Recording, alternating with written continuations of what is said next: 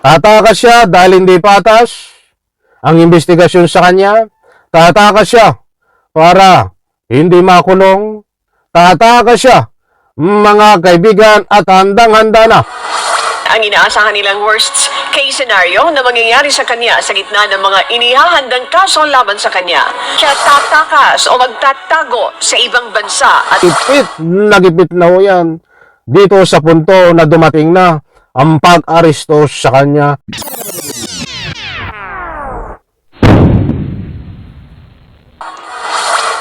Alright, welcome back to my YouTube channel. I'm Andy's Vlog. Nako po, ito na. Sara Duterte tatakas dahil ayaw makulong. Sara Duterte tatakas dahil hindi patas ang pag-iimbestiga sa kanya. Nako po, ay marami ho nating matutuklasan dito mismo sa pag-amin ni Sara Duterte. Hindi naman po lingid sa inyong kalaman, mga mahal, kung taga-subaybay na itong si Sara Duterte ay patong-patong ang kakaharapin na kaso dito sa ating Republika ng Pilipinas, at iyan ho ay walang kakulang piyansa, Nobel recommendation, mga kaibigan, bukod pa ang impeachment complaint laban ho sa kanya. Kaya naghahanda ho si Sara Duterte na ito ay tatakas para iwas kulong, na ito ay tatakas para takasan itong kinakaharap niya na mga kaso. Mga kaibigan, inaanyayahan ko po kayo, hindi po ito fake news, o unahan ko po kayo. Kapag may pagkakataon, samahan niyo po ako. Panoorin, pakinggan, at nasa ganon, lubos po nating maunawaan. Eto na! Nako, alam kong sabik na kayo na mapakinggan, mapanood itong napakainit, bagong tuklas, latest update tungkol dito kay Sara Duterte na pinoproblema ho ng Republika ng Pilipinas sa mga kalukuhan na ginagawa. Instead, salip na magtrabaho ho, ay ito ang kanyang ginagawa. Parang parang tambay lang ho sa kanto ng isang barangay na nagahari-harian. Ba't ang kakaiba lang ho dito kay Sara Duterte ay parang tambay ng Republika ng Pilipinas na pinoproblema ng ikangapoy ng tambayan sapagkat nagahari-harian ho. Binabastos ho ang rule of law ng ating Republika ng Pilipinas. Nako, eto na po. Shout out po sa lahat. pinaghahandaan na ng kampo ni Vice President Sara Duterte ang inaasahan nilang worst case scenario na mangyayari sa kanya sa gitna ng mga inihahandang kaso laban sa kanya. Gayunpaman, tiniyak ng pangalawang Pangulo na hindi siya tatakas o magtatago sa ibang bansa at haharapin ang mga ito, kabilang na ang impeachment.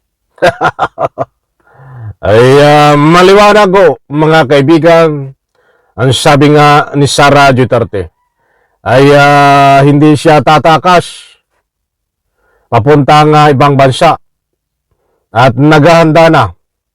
Ang alam niya na may mangyayari na pag-aresto sa kanya, paglabas ng warrant of arrest kapag naipal na yung kaso, mga mahal kong taga-subaybay. Alam na mangyayari sa kanya na talagang aarestuhan siya eh.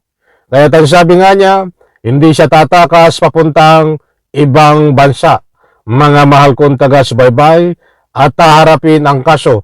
Ibig sabihin ay magpapakulong siya, magpapaaresto siya. Nako, ay lumang tugtugin na ito, mga mahal kong taga-subaybay. Sinasabi ko nga ho sa inyo, itong si Sara Duterte, kahit ang ama ho nito ay manang-mana ho ito sa kanyang tatay, na 10 salita ay wala hong tama, mga kaibigan. Tumama ho, ay tsambahan lang. And connection, datapuat, bakit ko ho nasabi ito na walang tama at mga kasinungalingan ang mga sinasabi niya. Yung sinasabi niya ho, na naghahanda na siya sa mga senaryo na magaganap na kapag lumabas ang warrant of arrest at aarestuhin siya, ay magpapaaresto siya at hindi siya tatakas papunta sa ibang bansa. Yan ho ay kabaliktaran, mga kaibigan. That is my public opinion. Alam ko ho, mga kaibigan, nakuha nyo ang gusto kong ipunto. Bakit po natin nasabi? May mga prueba ho tayo, may mga nakaraan ho ito, na ang mga sinasabi niya ho, sa harap ng social media, sa harap ng stream media, kapag nagpe-press conference siya, para lang ho malinis ang kanyang pangalan, subalit hindi ho naman malinis at lalong nababaon sa kasinungalingan, ay gagawa ho ng mga statement na pabanguhin ang kanyang sarili, subalit hindi ho bumabango. Kahit magbuhat ng sariling bangko siya, ay hindi ho bumabango ang kanyang sarili. Patuloy ang pagbaho, mga kaibigan. Itong mga sinabi niya po ito, na siya ay naghahanda na sa mga senaryo, kung sakaling siya aarestuhin, yan po ay kabaliktaran, yan po ay naghahanda na para tumakas papunta sa ibang bansa. Datapot sinabi niya pa, hindi siya tatakas at hindi pupunta sa ibang bansa para tumakas. Yan din o ay pawang kabaliktaran. Tatakas ho yan, mga kaibigan, pupunta ng ibang bansa kapag gipit na ho yan dito sa punto na dumating na ang pag-aresto sa kanya, mga kaibigan. Nako ho, muli kong ulitin, kung sinusubaybayan nyo ho nito, kung sino subaybayan nyo ho ang mga galawan ni Sara Duterte. Kahit ang Republika ng Pilipinas ay binabaliktad niya ho dahil ang pinaparatangan niya ho ng korupsyon ay ang kasamang ilang politiko at siya daw po ay malinis. Bakit po natin natalakay naman yun? Ganyan ho kadumi. Binabaliktad niya ho ang pangyayari itong si Sara Duterte. Kaya datapuat muli kong inuulit, ang sinasabi niya na hindi tatakas ay kabaliktaran ho yan. Ang sinasabi niya na siya ay naghahanda na para harapin ang pag-aresto sa kanya, that is pawang kabaliktaran din ho, mga kaibigan, isang strategy, taktika, nang akala niya ho ay makakakuha ng simpatiya ng taong bayan. No! Wala. Wala kang makukuha. Eto pa. Nako.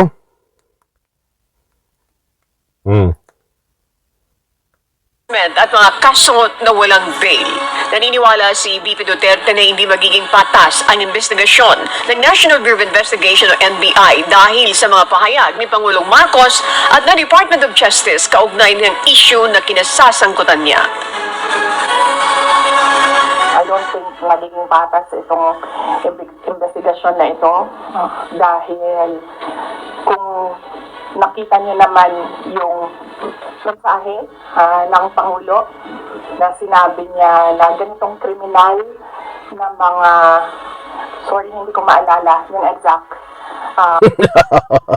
O kita niyo, tatakas ho ito dahil hindi daw patas ang investigasyon na tinuturo dito ay muro-muro. Gawa-gawa lang daw ho, mga kaibigan. Nako, ay heto pa, mga kaibigan. Words na sinabi, pero sinabi niya in gist. Sinabi niya ganitong mga kriminal na gawain na hindi ko palalampasin. So, sa makita na natin, no, the pronouncements of the President, meron ng bias. So, ma'am, buti na yung alam nila, ma'am, na pag namatay ako, hindi talaga ako I will not die in vain. Ayan po mga kaibigan, ang mainit-init pa na binitawan ng mga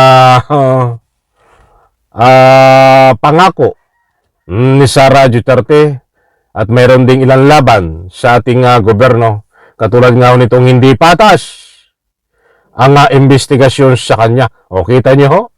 Ganun mo siya kagaling magbaliktad ng pangyayari. Sasabihin niyang hindi patas, ay samantalang ay binibigyan siya ng pagkakataon na magpaliwanag, subalit ayaw naman niya ho, mga kaibigan, na umattend at magpakita sa NBI. Tapos ngayon, lagi siyang dyan siya ngawa-ngawa sa press conference. Tataka siya dahil hindi patas ang investigasyon sa kanya. Tataka siya para hindi makulong. Tataka siya, mga kaibigan, at handang-handa na kung ano man ang mangyari, mga kaibigan, ay hindi siya mauhuli dito sa Republika ng Pilipinas kapag tumakas siya papuntang ibang bansa. But maraming paraan kung paano ka mahuli kahit nasa ibang bansa ka, Sara Duterte. Alright, alam kong mga kaibigan, nakuha nyo ang gusto kong ipunto. Hindi ho tayo nagpapakalat ng anumang fake news dito. Kung nasabi po natin na itong si Sara Duterte ay tatakas papuntang ibang bansa at magtatago para takasan itong pag-aristo sa kanya, yan po ay tayo may pinagbabatayan na pinaliwanag ko na po sa inyo. Nandiyan po at ibinahagi ko po sa inyo ang resibo. Muli po, maraming salamat. Pagpalain po tayo lahat. Sabay-sabay po nating i-like ang video na ito. Huwag pong kalimutan. At syempre, pasuyo po, palambing ang aking second YouTube channel. Huwag niyo pong kalimutan i-subscribe. May new YouTube channel. Nandiyan po ang link sa comment section. At ito pong aking main YouTube channel. Huwag niyo pong kalimutan i-subscribe. Maraming salamat. Pagpalain po tayo lahat. Bye-bye. Palakpakan.